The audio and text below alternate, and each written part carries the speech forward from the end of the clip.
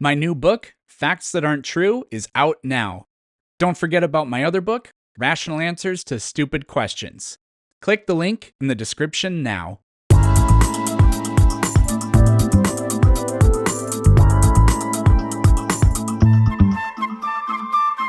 we have a creator who designed us. Tyler? No, I mean, we have a creator that designed Tyler? us. Are you talking What about do you mean by Tyler? Tyler? No, I'm talking about God of Christianity, God of the Bible, God of the Old Testament. His name isn't Tyler.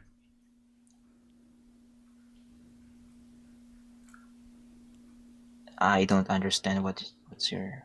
Even if dinosaur changes from time to time, you cannot make a chicken out of it. Yeah, nobody ever evolution didn't make a chicken out of a dinosaur.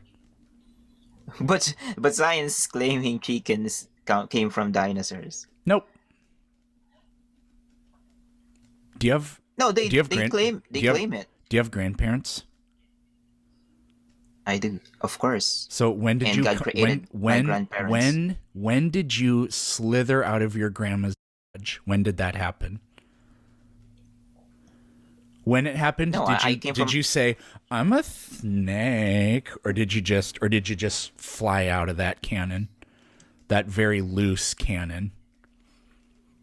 Was it like throwing a hot dog down a hallway or dropping a toothpick in a volcano? The Noah's Ark is in Turkey right now. You can visit there. Where's Turkey? Where is that? That sounds like a place Miley Cyrus would go. You have not, like, you're not aware of that?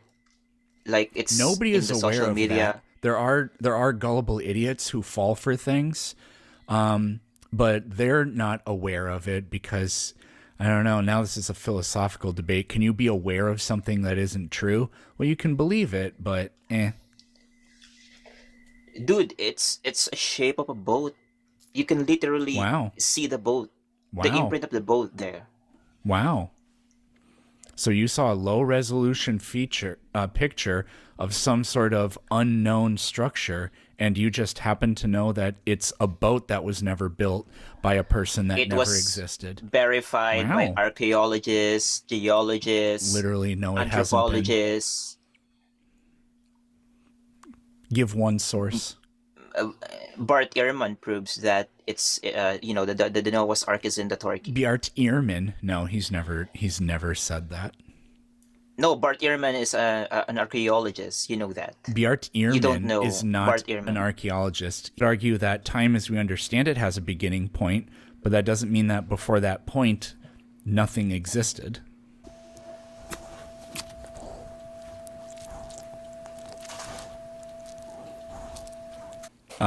We can't hear you. I don't know if you're... No, sorry, I was... What now? I wasn't Googling a response. I was looking up, doing a little fact checking. I didn't... Yeah, I was on Google just looking up Big Bang Theory definition. And Scotty, no, I'm not reading notes. I'm like, this guy, he's looking off at another screen the whole time. If a priest sins, should the people of his church be guilty of it? Well, this is where it's difficult because it's the priest is supposed to be like the pastor, who is supposed to be like the shepherd, who is supposed to be leading the flock. And so if the priest or shepherd or whatever is sinning and thereby transferring that to his flock, who now, not by any of their own anything other than ignorance, is doing the same sin, then yeah, it is transferred. I didn't ask if the people are doing the same sin. I asked if a priest commits a sin, does the guilt transfer to his followers? His followers. Or his parishioners? I guess it depends also. All right, so, we may not be... but it's just a yes or no. I just need a yes or a no. Yeah, it's not that deep. If you condone it. Do you condone it? That's the question. We're not asking if they condone it. No. I'm saying if a priest sins, it doesn't matter if they know about the sin or not. If a priest commits a sin, is the congregation guilty as well? If they know about it and... I didn't say they knew about it. No. Maybe let's simplify this. If the priest unalives somebody, does that mean that anybody in his congregation also did it? Well, I mean, in this, that's where it's just like, it's such a difficult question. You're trying to simplify something. No, because it's like, no, if they're a good leader, it's not if they're a difficult. good leader- It's not difficult. It's a very Hey, easy well, question. Can I speak? I want to just finish my thought here. If they're a good leader, then they're going to be transparent, and people are going to know what they're doing. We're talking about that has whether or nothing not. to do with the question. So if the priest unalives somebody, Okay, ultimate yapper. It's just a yes or no. If a priest commits a sin, just imagine nobody knows about it. Nobody other than God knows that the priest committed a sin. Nobody knows a damn thing, okay? He hasn't even been found out. If the priest commits a sin, does the guilt of that sin transfer to his congregation, yes or no? all right. If I lost my train of thought there. All right. So if Really?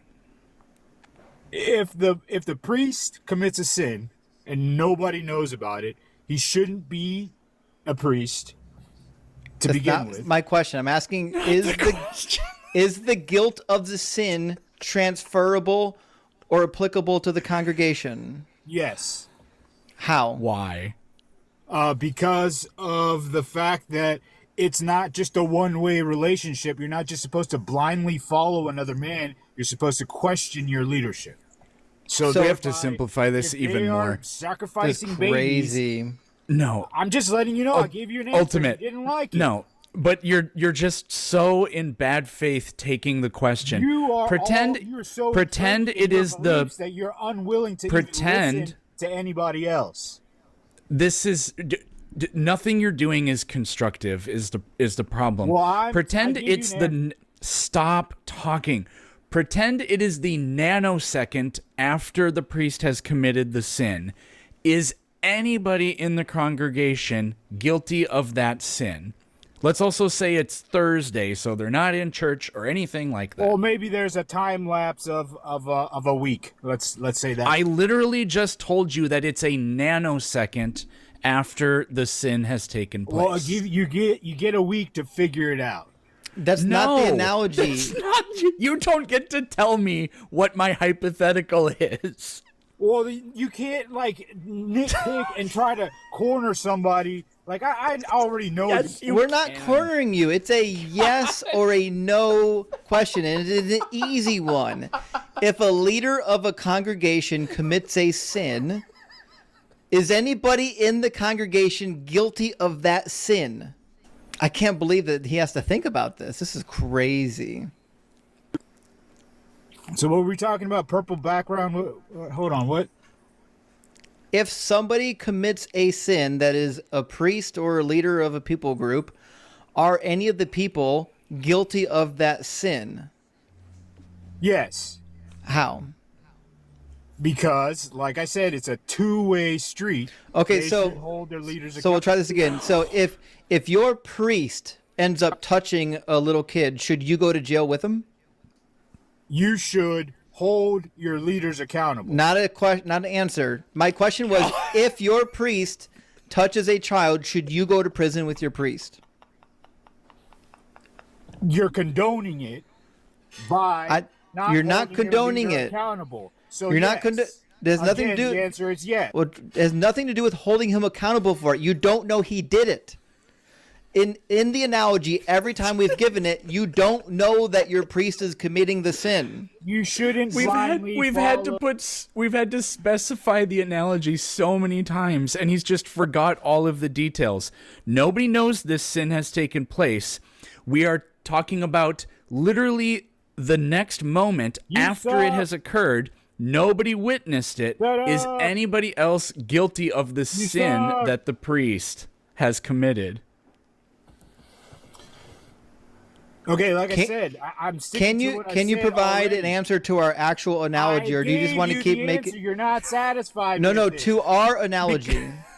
The answer to the analogy we gave. You don't know he sinned. A priest just committed a sin. You have no idea he's committed a sin. So you're asking Is me the if I'm part of congregation a congregation? is the congregation guilty of the sin that the priest committed 5 nanoseconds ago? You're asking me if I'm part of a congregation, because that's the only answer I can give you from my personal experience, from my personal knowledge. And so you're asking me if the person that I am holding as a leader commits a sin. This isn't I about don't you. hold this The fact that you're making this about for you his is so actions. precious. Dude, how come you can interrupt me, but I'm not allowed to talk, and you're muting me every 5 seconds? So like I was saying, if You're arguing in bad I'm part faith. of a congregation and I am not holding my leader accountable, then yes, I am guilty of that sin too. You don't know the Great. sin committed. That's not the question. That's not the question. If a priest or a leader of a congregation commits a sin right now, this very second, you have no idea. Are you guilty of the sin that the priest committed? I don't know what to say. I know, because Yes. it's an easy question, and you Yes. have no. Answer is yes. Okay, so with children, should their congregation go to jail with them? If their leaders aren't held accountable, yes. Buddy, I didn't say a fucking word about being held accountable. I don't know why you keep bringing that up. Because I'm he asking- should be the one. What is it doing? If somebody is leading a church and they commit a crime, should the congregation be held accountable for the crime, or should the person who committed the crime be held accountable? Now you're just sounding silly because you're. I'm sounding absolutely silly the for explaining how the justice same system works. That I said backwards, and he's taken the wives. He's turned their spirits so that they leave David. They don't want to be with David anymore. Well, that's They not want what to the be with text other men. says. But that's not what it doesn't say. The more That's not what it does. the more it's a yes or no question. Did God cause it to happen? I want to hear a yes or a no. I rebuke you. How many Your whole dimensions? reality off of a picture. How many dimensions do the images in your mind have? Unlimited. Unlimited. Go ahead and demonstrate that. Well, do you even understand what a dimension is? Go ahead and demonstrate that. So the first dimension My new book? is a flat level plane. Literally false. That would be the second dimension. Okay, tell me what the first dimension is. A first dimension, I don't know if it would be a line or a point. I don't study that kind of stuff, but I know it's not a flat level plane because that would be the second dimension. Define how that is the second dimension. A plane So go has ahead, tell us dimensions now in that you do. two directions. So there we go. I do know It's how to a explain flat that a little level further. plane, bro. Yep, that's two dimensions. A plane has No. length and width. That is two dimensions. We're talking about It's a singular two point that moves dimensions. around, not up or down. There is no depth to it. That is a one-dimensional That's not what you said. field. You said a plane is one-dimensional. Right, so you It is cannot. not. Can we just talk? Or are you going to try to You tell me something that can you just barely claim that you talk. don't even know what you're talking about, yet you're going to claim that you know? You more than said that the first dimension is a flat level plane. That is false Demonstrate how that is false. because a plane has two dimensions. A plane doesn't have two dimensions. Okay. You can't do the bare minimum when it comes to this type of like abstract cognition. You cannot create. See, you said I know it because I perceive it through my senses, yet you cannot demonstrate the bare minimum of creating mental models of the world. So Right. we probably can't one-dimensional actually field, talk about one anything dimension productively, is a plane. but we can talk about something, but it'll at least be funny. So anyways, Well, you're the one that brought up dimensions, which you have no clue about. no, you brought them up. No, you can look at your recording. I never brought them up. What I'm getting at is that all these quarks, you could say they're not made out of anything, which doesn't make any sense, but all these quarks that build up atoms, that build up the entire world, it is a part of the source, it is part of the whole, and that's what every religion is getting at. I believe it's heavily misconstrued, watered down, and people added weird shit to it, but at the fundamental... But you're making it even more weird. People thousands of years ago didn't somehow intuitively know about the fundamental structure of matter. We do know what they thought. It was different in different parts of the world. I don't know about Eastern traditions, but they literally, like, Western traditions were like, yeah, there are 4 elements, and some of them believed in like a 5th one or whatever sometimes. But no, that's like they really just thought that everything fundamentally was made of fire, earth, water, air, and then some sort of like weird essence. That's sort of the misconstruedness I'm talking about that came later. But the fundamental idea behind every religion is kind of the same. It's all heaven. It's all nirvana. It's all, you go, once you die, you enter the main, just everything, and you stop playing as a human. The universe, or God, as people, or the religion describes it as God, is the source, so the energy that is driving us. Like, when somebody dies, what happens to them? Do they're done. They're the same place they were before they were born.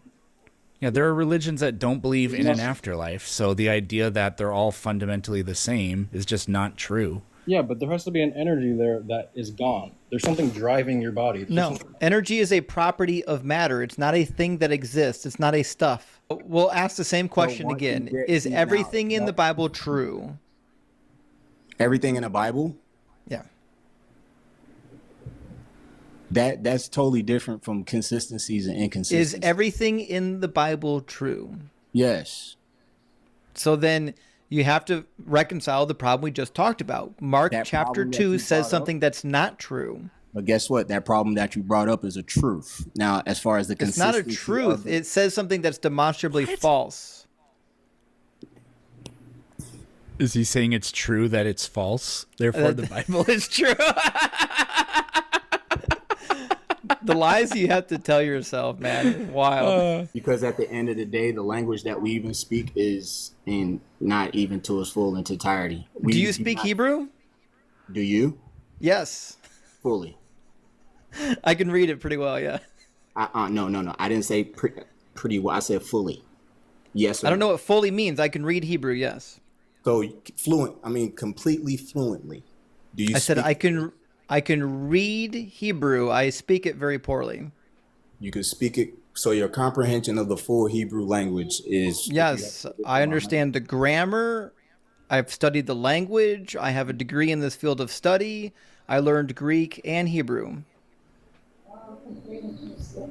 Shit, I wasn't expecting him to say yes.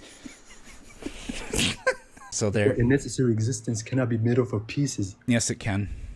It cannot. So something that's necessary is made of nothing? No, it's one single thing. It cannot be made up of. And that's what God is? So what is God made of? It's not made up of pieces. Immaterial. So what is God made of? Immaterial. So it's not even a thing, so it doesn't exist? Okay. No, it's immaterial. So it's not made of anything? Yeah. So it doesn't exist. Thank you. No, I never said that. Can you name anything else that exists that isn't made of anything? That's why the necessary existence is unique. So there's only one of these things, and it has the exact same properties as nothing, but it's the necessary thing. This is fantastic. You're defining it as nothing. No, I'm telling you that it has the same properties as nothing. Actually, you told us that it has those properties. I'm just here to point it out. I never said it's nothing, but it's just... I know you didn't, and that's not what I said. What I said was, you told us that it has the same properties as nothing. But it's not made up of pieces. It's not made of anything. Therefore, it doesn't exist. It's nothing. It's not composed of individual, distinguishable pieces. It's not composed of anything, which is what nothing is. Let's do it this way. What is nothing made out of? Is that what you're trying to do? No. What is nothing made of? By definition, nothing is just nothing. What is it made of? Nothing. What is it made of? How could it be made of something? So nothing is not made out of anything. You agree? It's a concept. Nothing is not made out of anything. Do you agree? Yeah. What is this necessary being made out of? It's not made up of physical things. It's not made up of anything, It's not physical. No, it does not exist. It has the same properties as nothing. It's not physical. Yeah, It's like which is the incomprehensible. property that things that don't exist share. Would you like a Venn diagram?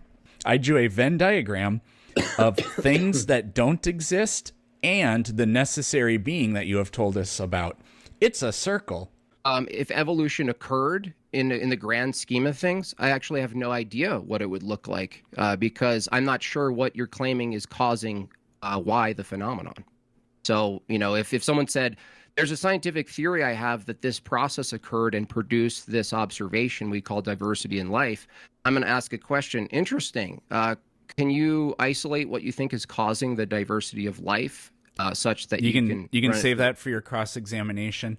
My next That's what question, I'm saying is like your question has nothing to do with the scientific method. I would disagree. You're asking a philosophical question. No, we're trying to get there. I thought you didn't want to do philosophy. We're not. So I'm confused as to if you don't even know how to delineate the data that would say these evolutionary ideas are true or false. Why is it that you're claiming that evolution is not a scientific theory? And I know you also don't believe in evolution either. So why either of those things?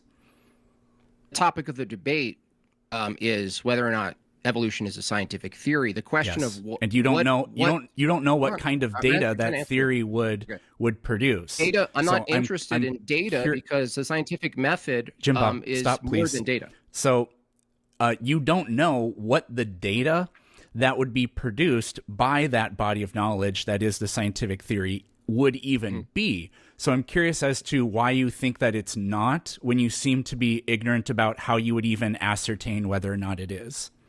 Well, because if you say, if evolution was true, what do you think it would look like? What would the evidence look like? Mm-hmm. I'm asking, what are you claiming is actually occurring, such that I'm asking myself the question: did this happen?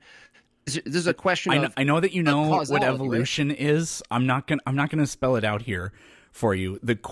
A scientific theory is going to consist of a very large body of knowledge that's been collected by going through the scientific method. There's no way that you disagree with that. So if evolution was true, what would that body of knowledge within the theory look like? It would look like starting with an observation and taking evolution down the scientific method steps and arriving at a theory. That's what it would look like for me. That's why we're here debating You're it. describing the process, not what is the data that would either confirm this idea or allow us to be able to throw this idea out. I need to know what the data would be. We don't confirm scientific theories with data. We confirm them with experiments. Yes, we absolutely do. Oh, what is it that the experiments give us to be able to draw conclusions? Fine, fair enough, but data. I'm not just looking at data without an experiment. I'll ask it one more time, and then I think I know maybe a different direction we can go. If evolution was a scientific theory, then it would possess a collective body of knowledge that supports the theory. What kind of knowledge would the evolutionary theory contain within it? What kind of knowledge would the scientific... What sorts of data would confirm evolution and be part of its theory? Data? What types of data it would include is introduced causal mechanism that produces the phenomenon that's observed. It would include that data. Okay, so I guess that's what we're going to have to go with. So if there was an in-between phase in any way, shape, or form of a giraffe at all, the giraffe wouldn't exist because there is no process in between that would keep the giraffe from dying. So how would a giraffe, and the other thing is with a monkey, if we came from monkeys, they have to die to evolve, right? So why are they still, let me just finish. I was willing to listen to you. No, yeah. If we come from monkeys, why are there still monkeys? I know where you're going. Well, that's just one thing. But just because we have similar traits, like a four-chambered heart is a mammal, that doesn't make one mammal become the other mammal. It just means God made different versions of mammals. Well, and there's no proof otherwise. Well, no. The fact that we Not at all. share structures and genes is what was predicted by evolution. The Bible never predicted that we would share DNA with other organisms. Again, that's just a post hoc rationalization. But to your thing about the giraffe, this is a it's not an irreducible complexity argument, but it's a what do you call this? I'm actually not sure. But anyways, so giraffes, they have to have valves in their neck, because otherwise when they bend over, the blood pressure will hemorrhage their brain. But there's no reason for the giraffe to have valves in its neck if it doesn't have a long neck. Therefore, there's no creative process that could have created giraffes to have the necks that they have today. So, like, we just simply know, matter-of-factly, that this is false, because horses, if they bend their head down, they do not have necks long enough to cause enough blood pressure to hemorrhage their brains. But horses do have valves in their necks. We have valves in our veins all over our body, but they're pretty much all of them are in the veins below your heart, and that's to allow the blood to sort of squeeze up bit by bit so that it can return to the heart. It literally only takes a weird quirk. It's what we would call a micro mutation, right? To get a valve from a vein. Yeah, just micro. It takes a really small change to get valves in veins below the heart to valves in veins above the heart, because the symphony of the way genes are expressed during development is really complex, but even microscopic changes like that can cause something like valves to be in veins that don't typically have them. I mean, people are born with 6 fingers on one hand, for crying out loud. Things like that can happen. So those are diversities. Not to interrupt you, sorry. Those. That's not a gene thing. Those are. By the way, I have a couple people in queue. I want to make sure to be fair to everybody. I didn't forget you. I'm going to give Planet here just another minute or two. Those types of variations aren't original genes being interjected. That's just a mutation of a gene that already exists. That's possible, but what other things we do know that happen are genes get duplicated, and then one of the duplicated genes can evolve to eventually the point where it can have a radically different expression in the organism. Like crustaceans, they have 5 pairs of limbs, whereas insects only have 3 pairs of limbs, and other arthropods have many segments of limbs. And we've studied their genes, and we can clearly see that it's duplications of pre-existing Hox genes that are the reason why they have those extra segments. But like in crustaceans, they're mutating. Not to interrupt you. I'm sorry. But the issue is that it's still the same genes. It's but I want to just take up another 60 seconds to be fair. But it's still a genetic mutation. It's not a new gene. I'm not trying to be rude. Hey, but I appreciate your insight. Well, it does become a new gene once it's been mutated. Another example is, but it's not original. It's just that the gene is just mutating. It's not a new gene.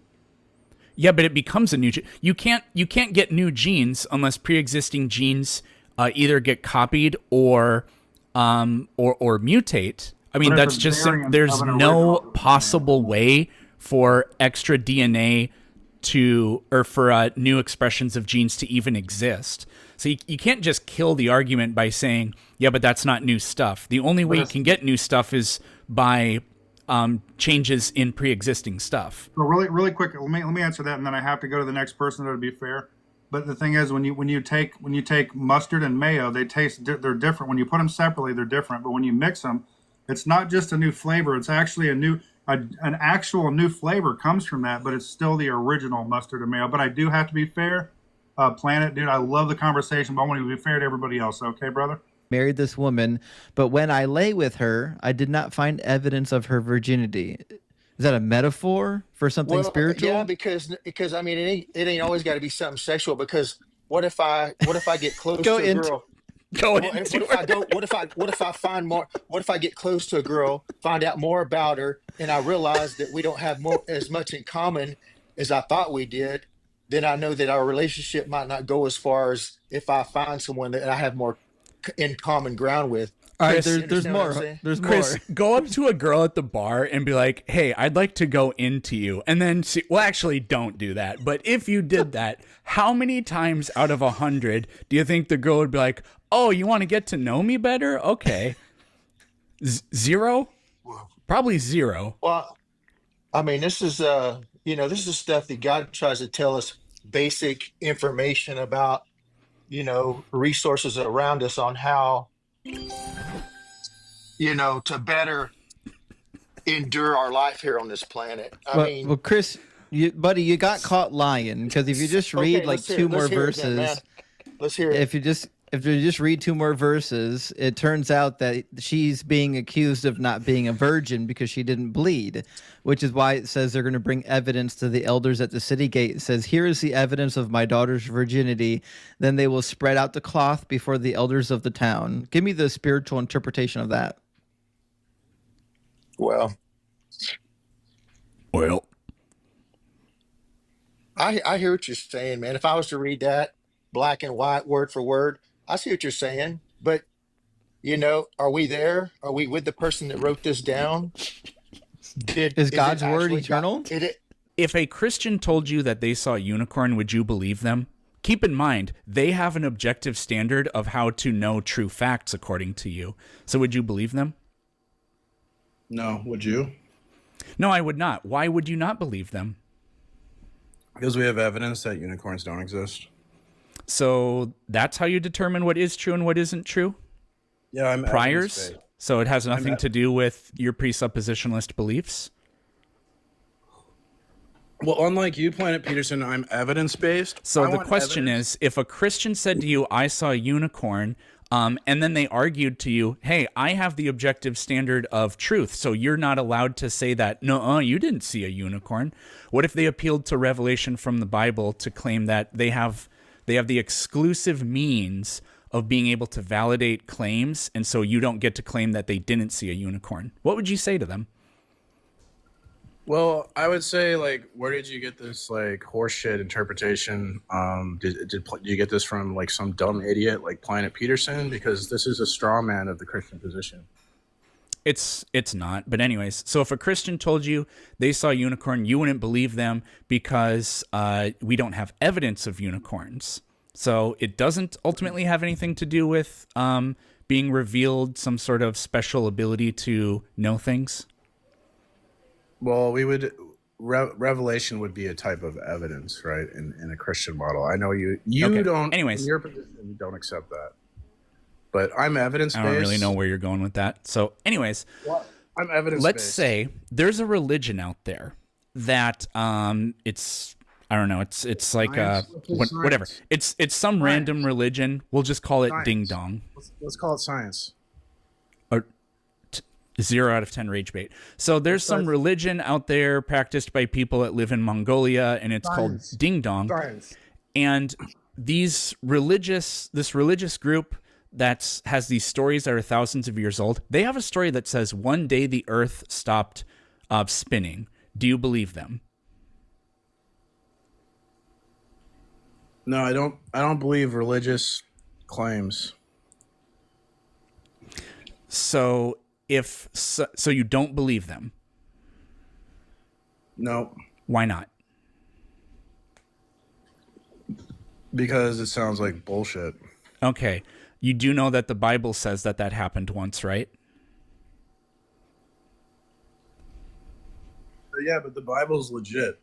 Okay, so you literally believe in contradictions, apparently. I don't know what to do with you, because if somebody told you, if a religion had a story that said the earth stopped spinning, you say, no, that's too stupid to believe. And ultimately, you'd have all these, if we could have unpacked that further, but you're very dishonest, so I didn't really try to, you would have appealed to all these naturalistic reasons why that can't be true, just like the unicorn thing. But now when I say, did you know that the Bible says that happened? You say it did happen because the Bible is true. You're going in a circle here. What evidence of God do you have? The transcendental argument for God is, I would say, an argument isn't evidence. What argument or what evidence do you have? Arguments are evidence. Can you prove that?